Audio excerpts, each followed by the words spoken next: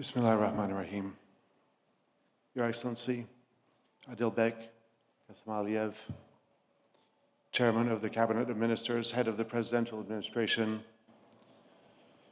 Excellencies, distinguished guests, it is my distinct pleasure to welcome all of you to this award ceremony in this beautiful venue.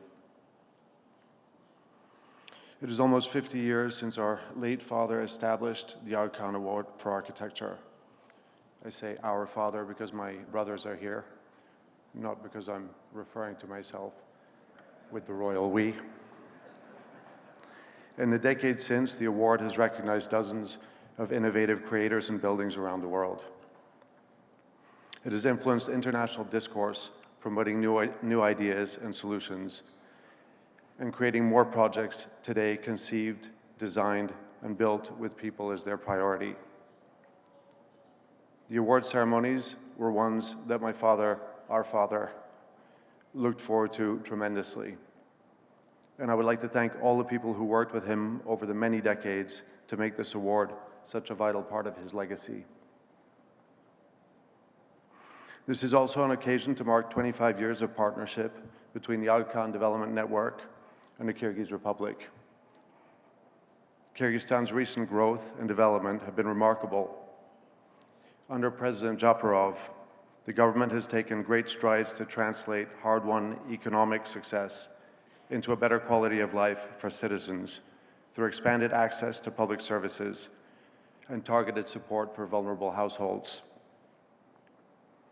The government has expanded green spaces, established new learning environments to foster creativity and innovation, and built dignified housing for civil servants, especially those working in remote areas.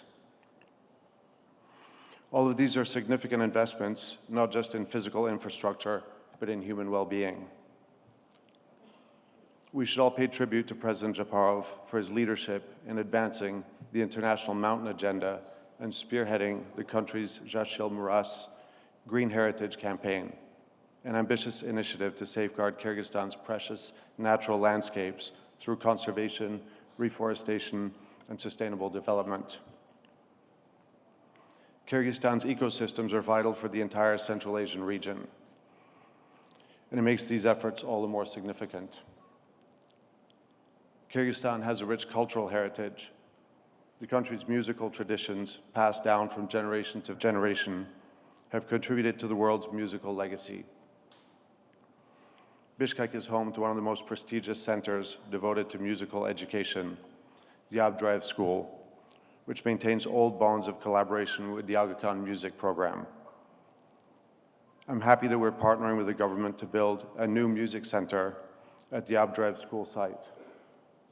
We hope the new center, equipped with state-of-the-art facilities for music, education, and interpretation, and an auditorium, will be a symbol of excellence and will support the government's aim to leverage architecture to celebrate and preserve the nation's heritage.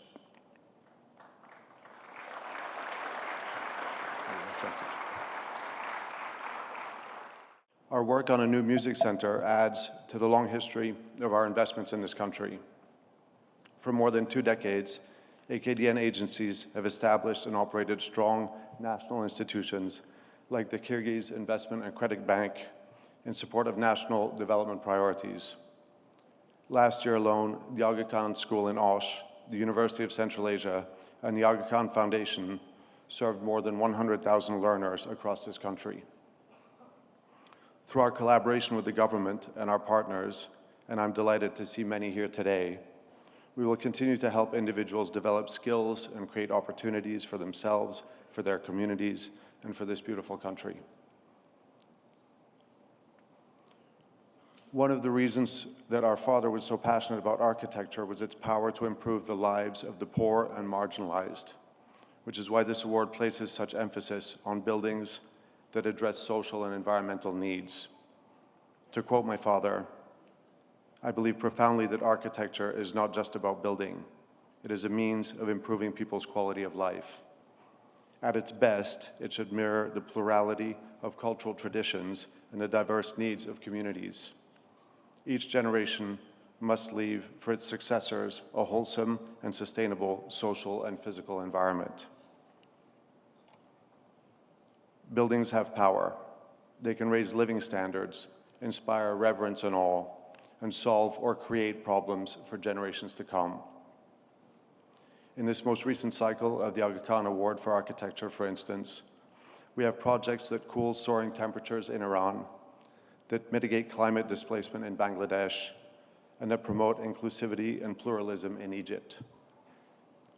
Today, more than ever, with the vast range of materials and techniques that humans have invented, great architecture has the power to answer directly to the most acute development challenges and to create the inclusive, safe, dignified world that we want for everyone.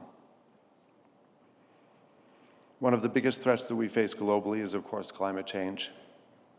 We know that every human activity will now need to adapt to it. Here, architecture offers great hope. Humans have always designed their buildings as a response to the climate. Today, with the climate more volatile than ever, architects have a great responsibility and an opportunity to use their creativity to design the buildings that will buffer that volatility and protect us all, and especially the most vulnerable from climatic risk. This quality, flexibility in the face of the unexpected, was at the heart of the jury's concerns in this cycle of the award. Climate change is far from the only development challenge that architecture has to meet. As I said, we look to our built environment to raise the quality of life for all and to resolve issues of social as well as environmental justice. It is not an exaggeration to say that affordability of our housing, ease of access to green space, education, health, and cultural heritage all hinge on the creativity of our architects and the wisdom of our civic planners. Creative designs that center these priorities can widen access, both from the top down, by giving governments more and better options to commission, and from the bottom up, by giving people less expensive and better options to build themselves.